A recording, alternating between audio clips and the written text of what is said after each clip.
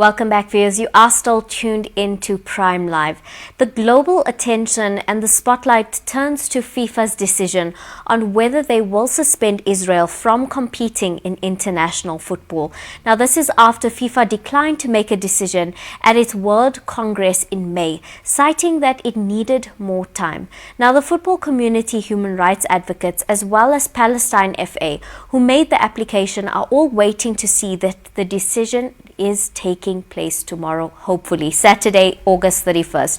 Now, in March this year, Naazim Adam led a protest that was organized by the Palestine Solidarity Alliance to pressure SAFA to red card Israel. Naazim joins us now to share his reflections ahead of the all-important decision we hope we will receive tomorrow. Assalamu alaikum, and thank you for joining us on Prime Live. Wa alaikum salam, Nazia. Nice to see you. We know each other from another life as well, yes. Swimming. Yes, absolutely. It's always very good to see you. And it's such a privilege to be able to also have the opportunity to interview you. Now, to start off our conversation this evening, for those of us who have not been able to really follow the developments around Palestine's bid to have FIFA suspended from competing in international football, are you able to give us a brief synopsis of the case against Israel? So, in March this year, the Palestine Football Association put a proposal to FIFA's 74th Congress calling on FIFA to ban Israel and to adopt appropriate sanctions against Israeli teams, including the national team and clubs, due to their violation of international laws being committed by Israel in terms of in the occupied territories and in Gaza in particular. They further called for the isolation based on the fact that the Israeli Football Association continuously violates FIFA statutes and manifests in the continued and this is particularly in the occupied territories, which are illegal. And therefore, the Israeli Football Association operating a league within that space is illegal. And over and above that, the IFA has failed to implement key decisions that FIFA and UEFA have put in terms of challenging discrimination and racism. I mean, one of the Israeli Football Association teams, their song is that they are the most racist team in the world. That's what their motto is. So obviously, all of this combined, the Palestinian Football Association then reached out to other federations and conferences, and the Asian Conference has supported the PFA in their bid to isolate apartheid Israel and have them banned.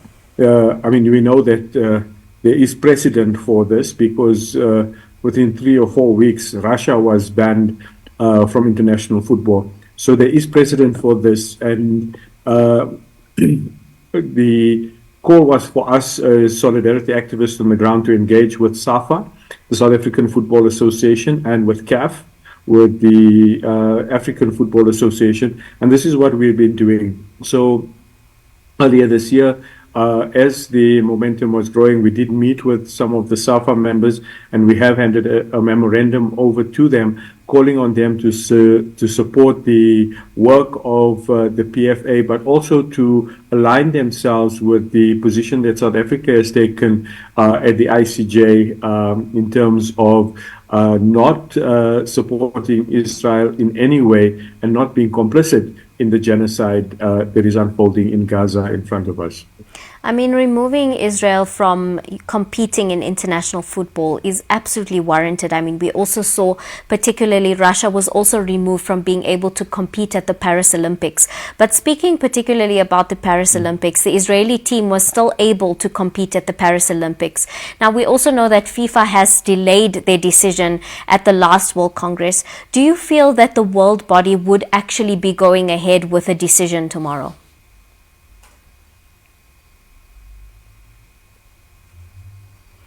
Naazim, apologies. I think we have lost you. Go ahead with it.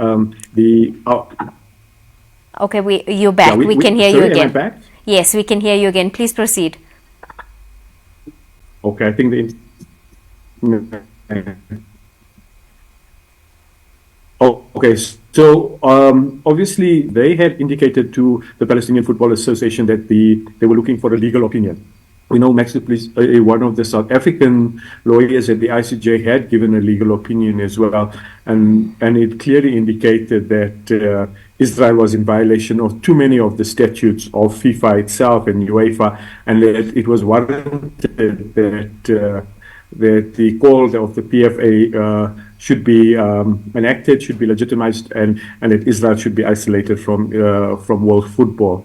However, Nazir, and part of the reason why we believe that they delayed the decision just before the Olympics was that it could have disrupted the Olympics, given that Israel had a national team competing at the Olympics. So should the ruling, which is very, in legal terms, I mean, Israel Football Association has no leg to stand on. I mean, they have soldiers that are part of their national team and football clubs. They openly support the genocide and call for the ethnic cleansing of Palestine, even officials within the IFA and so forth. We know that a number of Palestinian footballers have been killed, including a FIFA recognized referee was killed in Gaza, you know. So and that's just the football. We're not even talking, you know, other sports and other codes. That we know that every football stadium was destroyed. Every park or playing field has been destroyed, just like schools and hospitals and so forth. So legally, there's no leg to stand on. But we know that we also live in a very hypocritical world, Western world. So what applies to some doesn't apply to others. And Israel has, through this hypocrisy, through this double standards, enjoyed impunity. Israel should have been banned from 2013 when the first case was made against the racism within the Israeli Football Association. And FIFA just kept postponing it and diverting and then saying, no, the occupied territories is not a decision for FIFA. The United Nations needs to rule, is it legal or not? When the UN ruled that it is illegal and what Israel is doing is by being in the West Bank is illegal, still nothing, you know. So we're hopeful, but we also understand that we live in a world that grants total impunity to the white racists of Israel, and they don't apply the same rules that they would for Russia or for other African states as they would for Israel. At the same time, I think we are hopeful because we know that we were in a similar situation, and in the from the 1950s, 60s, 70s, there was advocacy for South Africa to be isolated internationally, and that did eventually happen. And that isolation rendered South Africa, a pariah state of the world because of its laws of apartheid. Amnesty, B'Tselem, Human Rights Watch, they've all declared Israel an apartheid state. Why are we waiting and arguing and debating on why Israel shouldn't be isolated? What applied for South Africa under apartheid must apply for Israeli apartheid as well. Absolutely, I couldn't agree more. And that is exactly the conversation that Maimuna and I were having just in the introduction of the show, speaking about how the playing field in the international community is not equal. When it comes to white lives, they tend to be more prioritized when it comes to genocides or particular incidences of violence. And when it comes to the issue of Palestine that has been going on for decades, the world and the international community has a tendency to absolutely take a blind eye. And the next steps going forward, if we are really to cripple Israel and, you know, remove them from their occupation in Palestine, absolutely the next steps forward are to isolate them from the international community and to force them into a position where they have no choice but to do so. But speaking about Palestine, the Palestine Football Association did cite that the war in Gaza was one of the reasons for Israel's suspension, but they also cited that Israel's violation of the FIFA humanitarian code. Do you believe that there is enough global pressure on FIFA at present to be able to formally suspend Israel tomorrow? Look, a lot depends on the confederations. So Africa, I think if Patrice Motsepe is able to lead Africa to join the Asian Confederation, there may be some success in that. But we also know that there's other pressures that Israel puts on officials, just like they do with US politicians and everyone else, even threatening ICC judges and so forth. So, yeah, we're hopeful. And should there be a suspension of Israel from international football, I think it will be a game changer. But at the same time, we recognize that we can't only wish for things. We have to mobilize on the ground. As much as Israel is present at the Olympics and Paralympics, they're not having a good time of it. Ordinary athletes, supporters on the ground, people on the ground are beginning to awaken to the horror of what is Zionism, the racism inherent in it, the supremacy tendencies and the genocidal narcissistic nature of its leadership.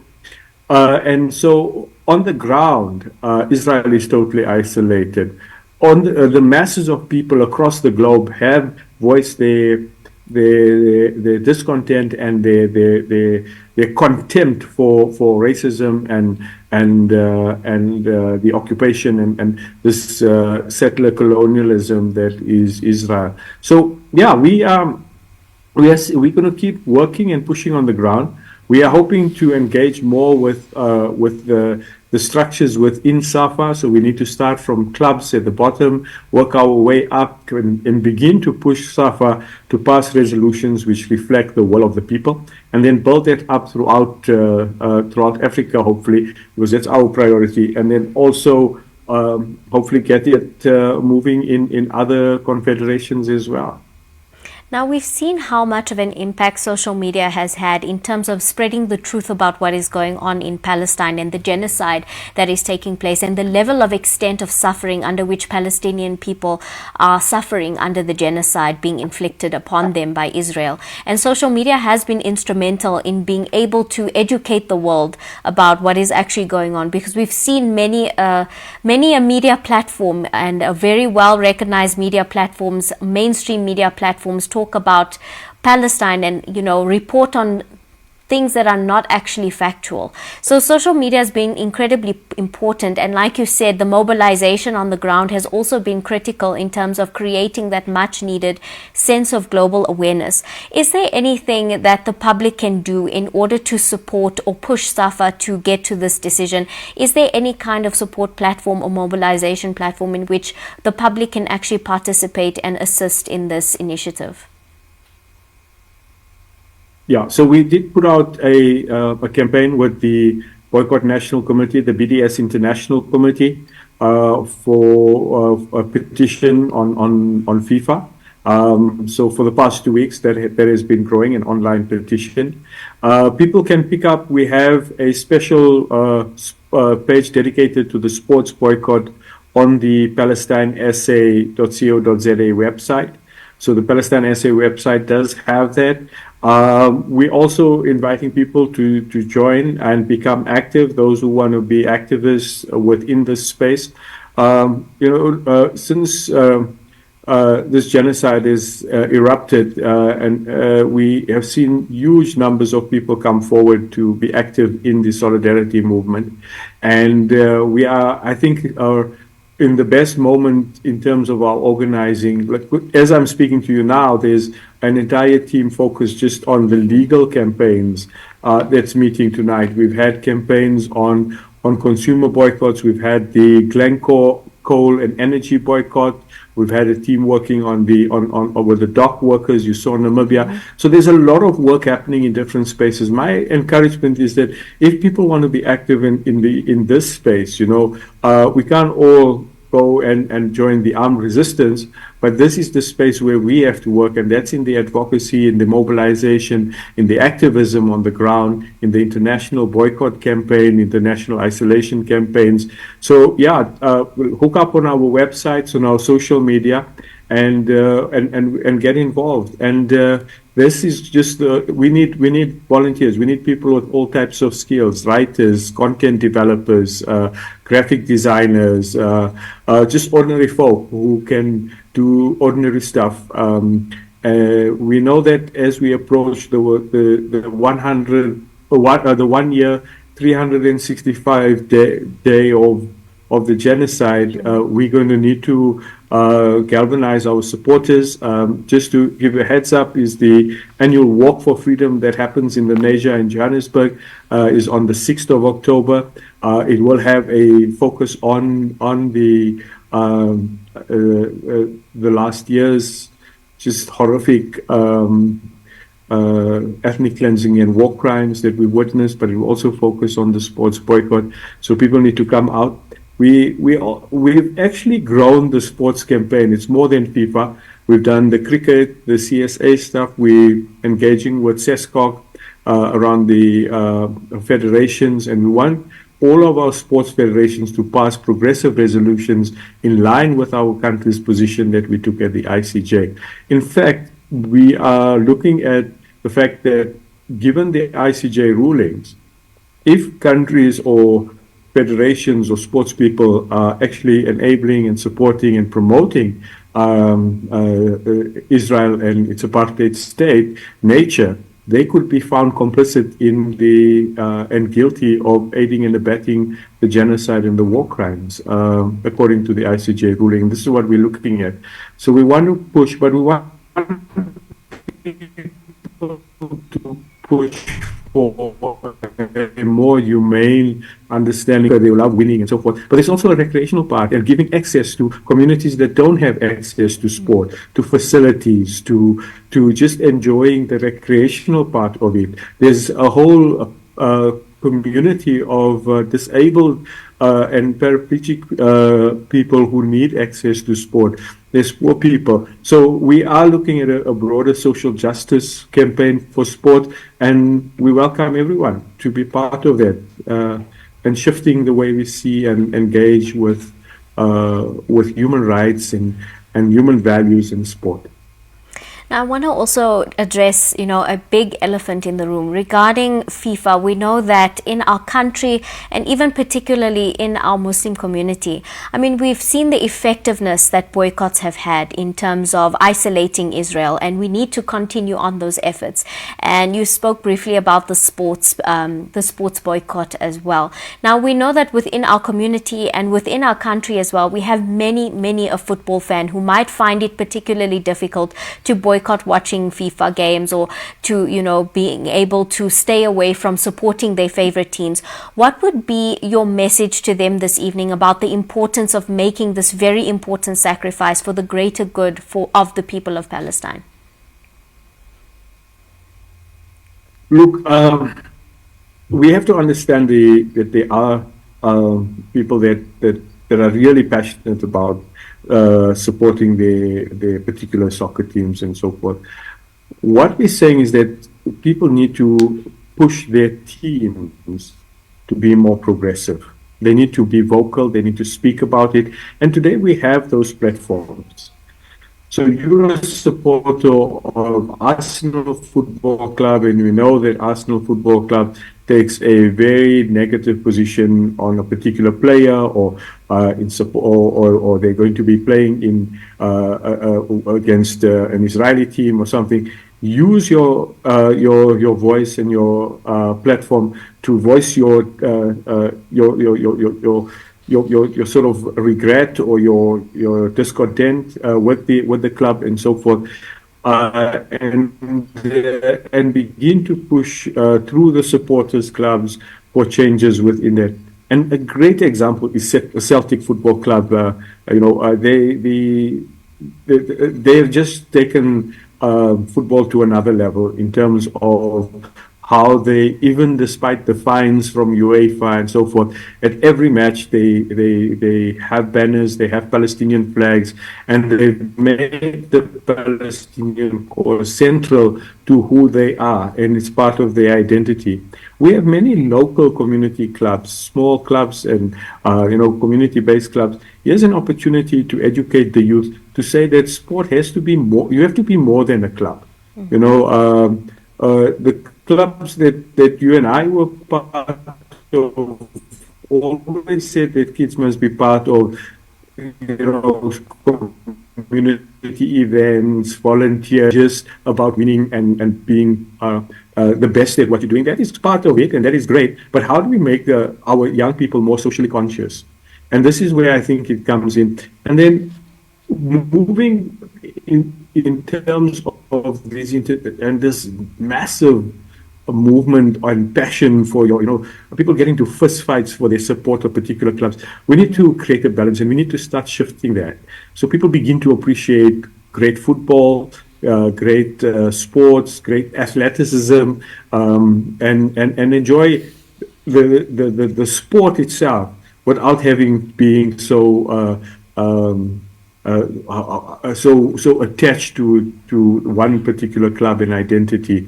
For me, that would be important, and it would show a sporting and social maturity if we can begin to appreciate even our rival derby game. We must be able to appreciate the good in the other side, and that's a human value. Absolutely. No, I couldn't agree more. In closing, before we let you go, I know there is a very recent upcoming activation that you guys do have with the PSA, which is the walk. If you can briefly share the details of that walk before we let you go. Okay, so the walk is scheduled for Sunday, the 6th of October. It will start at 8 a.m. We have a number of key people who are part of the ICJ case that will be our guest speakers on the day, because we have a community dialogue after the walk. Essentially, the walk is 15 years in that it's running, long before October 7th. We've been advocating, and it creates a huge support from the local and wider community of Lenasia. So we're inviting people from all over Gauteng to come through on the 6th of October to participate, to raise the flag for Palestine. It is a I can say, invasive activity. There's a recreational part to it. There's a part of ordinary folk coming together in solidarity with Palestine. And there's a huge educational and a cultural aspect to the walk as well, which happens after the walk. Number of stalls and so forth as well. So if people want to buy some food, and that there will be pop-ups there. But essentially, it's about raising awareness and bringing solidarity with ordinary folk to the forefront. So we look out for the 6th of October. And like I said, there will be a focus on sports. Nazi, I just want to give you some statistics that was recently published by us. We know there's over 40,000 people killed. The Lancet report is saying that we must anticipate close to 200,000 people murdered. That's 10% of Gaza will be people will be killed. There's 90% totally displaced and so forth. There are 240 footballers killed, including 67 minors. A number of football players have been targeted by snipers over the years. A number of football pitches have been destroyed. At the moment, there are 49 facilities, sporting facilities, totally destroyed. 15 footballers have been injured since the war started. 12 of them that we know of that are in jail. And there's just really no reason for FIFA not to isolate apartheid Israel for these, the world's worst atrocities that we've ever seen in history unfolding in front of us. Thank you for sharing that with us. I mean, the statistics are absolutely alarming, and as the days go by, the numbers get higher and higher, and the conditions get far, far worse. And, it should only raise our sense of humanity even further to want to contribute and create awareness in every possible way that we can. And speaking about the walk, I have very fond memories of participating in the walk as well as I was growing up. So I really encourage viewers at home to participate in the walk. It is an absolutely wonderful day for you to come together with your family and stand for a good cause. But Naazim, thank you so much for joining us this evening. It feels very weird not to call you Uncle Naazim. It feels very, very strange. But it's been such a privilege to be able to have the opportunity to interview you this evening, and it feels like such a full circle moment coming from the Atlantis swimming days to a moment like this. And before we let you go, I also want to really commend the PSA on their continued effort in raising awareness for Palestine and their continued effort to ensure that their freedom is absolutely reached. So thank you so much for joining us this evening. With pleasure. Take care. Viewers at home, that was Naazim Adam from the PSA. Now, they do have an upcoming activation that you can take part in. That is the PSA Walk that is coming up in October. If you would like any further information on how to participate in the walk, please head over to their social media platforms.